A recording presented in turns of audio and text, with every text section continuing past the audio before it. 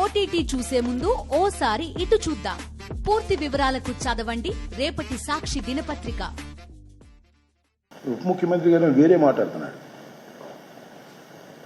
పవన్ కళ్యాణ్ గారు ఆయన అంటున్నాడు, నేను జనంలోకి వెళ్తే జనం వచ్చేసి తొక్కేస్తారు, అధికారులందరూ నా చుట్టూ తిరుగుతారు, పనులు జరగవు, రిలీఫ్ వర్క్స్ జరగదు, అందువల్ల నేను వెళ్ళట్లేదు అన్నాడు. ఎస్ కరెక్ట్ అంటా నేను.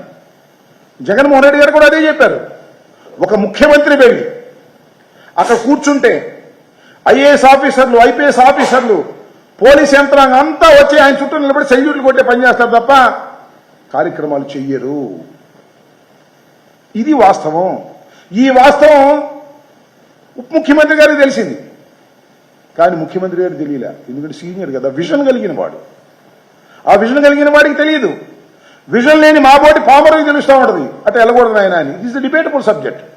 ఏంటిది నాకు అర్థం కాల. 24 గంటలు నేను అక్కడికి వెళ్తాను, పడవ మీద తిరుగుతాను, ప్యాకెట్లు చూస్తాను, అమ్మాయిలు వాళ్ళందరినీ పలకరిస్తాను తల్లుల్లాగా, 24 గంటలు అక్కడే ఉంటాను, బోట్లో వెళ్తాను. ఇవాళ బొడ మీద బోట్లో వెళ్ళాడు, అది క్లిక్ అంతే. TV5, ABN రోజు వార్తలు తెగ తిరుగుతున్నాడు. ఈ వయసులో తిరుగుతున్నటువంటి మహానుభావుడు, గొప్పవాడు, ఇంతమంది చనిపోవడానికి కారకుడు అని చెప్పేవాడు లేడు. ఈ షో వర్క్ కార్యక్రమాలు నువ్వు చేసిన తప్పును కప్పిపుచ్చుకోవడానికి చేస్తున్నటువంటి ఓవర్ యాక్షన్ తప్ప మరొకటి కాదు అనేది నా అభియోగం. ఈ అభియోగంలో వాస్తవం ఉందో లేదో మీరు ఆలోచించమని మనం చేస్తున్నా. దుర్మార్గమైనటువంటి కార్యక్రమాలు చేసినటువంటి వ్యక్తి నారా చంద్రబాబు నాయుడు గారు ఆయన అసమర్థతను కప్పిపుచ్చుకునేందుకు ఇలాంటి కార్యక్రమాలు చేస్తూ ఉన్నాడు. ఇకపోతే పవన్ కళ్యాణ్ గారు సరే ఆయన చెప్పాడు, నేను ఇప్పుడు 3వ తారీఖు సాయంత్రం అనుకుంటా ఆయన వచ్చింది. ఇప్పుడైతే జగన్మోహన్ రెడ్డి గారు బెంగళూరు నుంచి వచ్చి వెళ్ళి విజయవాడలో పలకరించారు. ఆ తర్వాత అప్పుడు దాకా పాపం ఆయన కనిపించలేదు. నువ్వు ఎందుకు వెళ్ళలేదు, పరామర్శించలేదు, నువ్వు ఎందుకు చంద్రబాబు నాయుడు గారి లాగా విజిట్ చేయలేదు అనే విషయాలను నేను అడగదలుచుకోలేదు. తప్పు కూడా ఆయన చెప్పేశాడు దానికి సమాధానం. ఏమని, నేను వెళ్తే అనవసరంగా అధికారులందరూ నా చుట్టూ చేరతారు, రిలీఫ్ వర్క్స్ జరగవు అన్నాడు. ఇట్స్ రీజనబుల్, నేను కూడా యాక్సెప్ట్ చేస్తా. అది కాదు ఇక్కడ పాయింట్. అసలు ఇన్ని రోజులు మీరు అసలు స్పందించలేదే, మీరు చెప్పాలి కదా. ఇట్లా వర్షం వచ్చింది, వరద వచ్చింది, ఇంతమంది చనిపోయారు, విజయవాడ లాంటి పట్టణం మునిగిపోయింది, సోదరులారా జాగ్రత్తగా ఉండండి, లేదు నా అభిమానులారా మీరు వెళ్ళి పని చేయండి అని ఒక స్టేట్మెంట్ ఎందుకు ఇవ్వలేకపోయారు? అంటే మీరు అప్పుడు దాకా మీకు దృష్టిలో లేదు, మీ దృష్టిలో లేదు, చంద్రబాబు దృష్టిలో కూడా లేదు. చంద్రబాబుకి ఇంట్లోకి నీళ్ళు వచ్చిన తర్వాత ఆయనకి దృష్టి వచ్చింది, జగన్మోహన్ రెడ్డి గారు వచ్చి విజయవాడలో కూర్చున్న తర్వాత మీకు మేలుకు వచ్చింది, మీరు వచ్చారు. తప్పు అంటున్నా. నేను వేరేగా మిమ్మల్ని దూషించాలనేది కాదు. మీలాంటి వాళ్ళు రెస్పాన్స్ కావాలి, దాన్ని గుర్తించాలి. అదేమంటే మీరు వస్తే ఇరుచుకుపడతారు జనం, పోలీసు వస్తారు, మీరు ఇంతకు ముందు ఇరుచుకుపడతారు జనం అనుకున్నప్పుడు ఎప్పుడు ఆగలేదు సార్. మీరు వచ్చారు చాలా సందర్భాల్లో. మేము అపోజిషన్, మేము పవర్లో ఉన్నప్పుడు మీరు వచ్చారు. ఎంతమంది వచ్చినా కూడా, అడ్డం వచ్చినా కూడా మీరు గట్టిగా అపోజిషన్ వైపు నుంచి గట్టిగా పనిచేశారు. మీరు శభాష్, నేను కాదంటలా. మీ వల్ల అధికారంలోకి వచ్చాడని చాలా మంది చంద్రబాబు మీ వల్ల అధికారంలోకి వచ్చాడని కూడా చెప్తున్నారు. మీరు బాగా వచ్చారు, జనంలోకి వచ్చారు, తొక్కిసాడు వచ్చారు, పోలీసులు లేకపోయి వచ్చారు, చాలా గందరగోళం చేశారు. ఇవాళ మీరు రాలేదు, దానికి ఒక రీజన్ చెప్పారు. స్పందించకపోవడానికి రీజన్ చెప్పలేదు మీరు. అదేమంటే నన్ను విమర్శించే వాళ్ళు రాతో పాటు రండి అన్నారు. మేము మీతో పాటు ఎక్కడ వస్తామో రాలేము అనుకోండి, అది వేరే అంశం. దీనికి మీరు మీ అంతరాత్మను ప్రశ్నించుకోమని మాత్రమే నేను కోరుతున్నాను, మరొకటి కాదని కూడా మనవి చేస్తున్నాను. రెండో అంశం ఏంటంటే, ఇదయ్యా చంద్రబాబు నాయుడు గారు, పవన్ కళ్యాణ్ గారు ఒక ట్వీట్ చేశారని చెప్తున్నారు. This one photograph will tell us how drones could elevate the suffering of flood victims by dropping the essential needs to their hands. We have to appreciate Honorable CM Nara Chandrababu Garu for finding innovative ways to help out people in distress. This is a lot to learn from you, sir. అని పెట్టారు. అని మనం చేస్తున్నా. అవతల ఒక మహిళ drone నుంచి packet తీసుకుంటుంది, ఇది కల్పితం.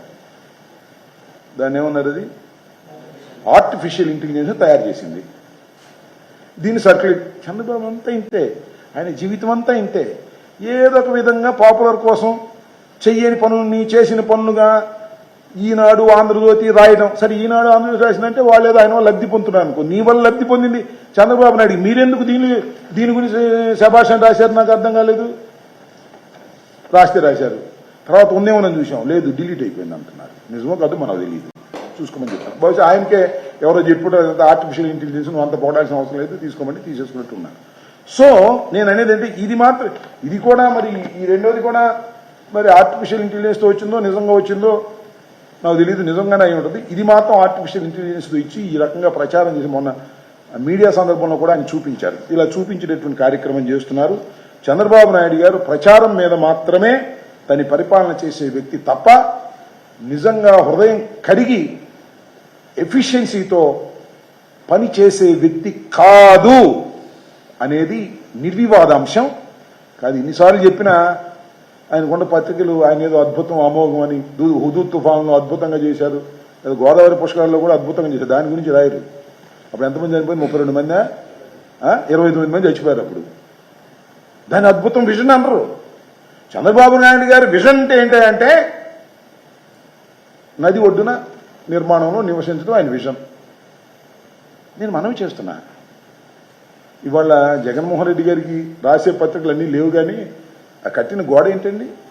కృష్ణలంక మునక్కోకుండా ఇంత పెద్ద వరద వచ్చినా కృష్ణలంకలో ఒక్క ఇంటిలో కూడా వర్షం నీరు గాని వరద నీరు గాని వెళ్లకోకుండా రక్షించింది జగన్మోహన్ రెడ్డి గారు నిర్మించినటువంటి వాల్. అవునా కాదా? ఇది జగన్మోహన్ రెడ్డి గారి విజన్ కాదు, విలన్. ఈయన మాత్రం విజన్. ఇలా పత్రికలు రాస్తున్నాయి, దయచేసి నమ్మవద్దని. బుడమేరు వ్యవహారంలో కూడా చంద్రబాబు నాయుడు గారి అలసత్వం వలన ఇలా పెరిగిపోయిందని ఇంకొక మాట కూడా ఈ సందర్భంగా అడుగుతున్న. టైం చాలా అవుతుందని అవనీని. నిన్న పవన్ కళ్యాణ్ గారు ఒక మాట అన్నారు, ఏదైతే బుడమేరు అంతా కూడా ఆక్యుపై అయిపోయింది, Budameru natural course the buffer zone మొత్తం ఆక్యుపై అయిపోయింది. ఇప్పుడైతే రెగ్యులేటరీ కట్టారో వరదలు పెద్దగా రాకపోవటమో లేకపోతే మరొకటోలో అపార్ట్మెంట్లు కట్టుకున్న అపార్ట్మెంట్లు కట్టుకున్నారు, బఫర్ జోన్లో ప్లాట్లు వేసుకున్న వాళ్ళు ప్లాట్లు వేసుకున్నారు, ఇళ్లు కట్టుకున్న వాళ్ళు కట్టుకున్నారు. వీటన్నిటినీ మీరు తొలగిస్తారంటే ఆయన కొద్దిగా అటు ఇటుగా ఏదో తొలగించాలి, వాళ్ళందరినీ కూర్చోబెట్టి మాట్లాడాలి. వాళ్ళందరినీ కూర్చోబెట్టి మాట్లాడొద్దండి, చంద్రబాబుని కూర్చోబెట్టి మాట్లాడండి సార్ ప్లీజ్. ఆయన బఫర్ జోన్లో ఉన్నాడు, ఆయన కూర్చోబెట్టి మాట్లాడి ముందు ఆయన్ని అక్కడి నుంచి ఖాళీ చేయించి ఆ నిర్మాణాన్ని కూలగొట్టి శభాష్ అనిపించుకోండి. ఇవాళ రేవంత్ రెడ్డిని మీరు సపోర్ట్ చేస్తున్నారు, సంతోషం.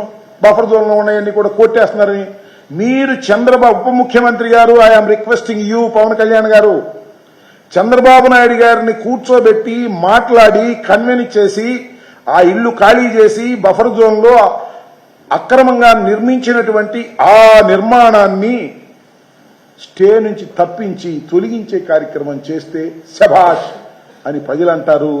అంతే తప్ప తానేమో ఉండేది బఫర్ జోన్లో, వరద గురించి ఆయన మాట్లాడే నైతిక హక్కు లేదు అనేదాన్ని దయచేసి ప్రజలు అర్థం చేసుకోవాలని ఈ సందర్భంగా నేను కోరుతున్నాను.